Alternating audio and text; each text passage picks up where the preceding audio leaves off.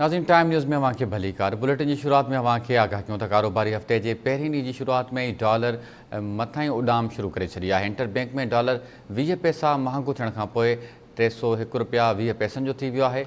अवां खे आगाह कयूं पिया कारोबारी हफ़्ते जे पहिरें ॾींहं जी शुरुआत में ई अमरीकी डॉलर मथां ई उॾाम शुरू करे छॾी आहे।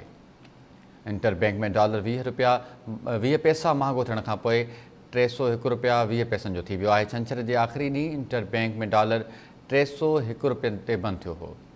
इंटरबैंक में डॉलर 20 पैसा महांगो थियण खां पोइ 301 रुपया 20 पैसनि जो थी वियो आहे। छंछर जे आख़िरी ॾींहुं इंटरबैंक में डॉलर 301 रुपया ते बंदि थियो हो। हफ़्ते जे आख़िरी ॾींहं ते सोन जे फ़ी तोलो क़ीमत में 1000 रुपया घटिताई आई हुई। अवां खे आगाह कयूं पिया नाज़रीन, कारोबारी हफ़्ते जे पहिरें ॾींहं जी शुरुआत में ई अमरीकी डॉलर मथां ई उॾाम शुरू करे छॾी आहे।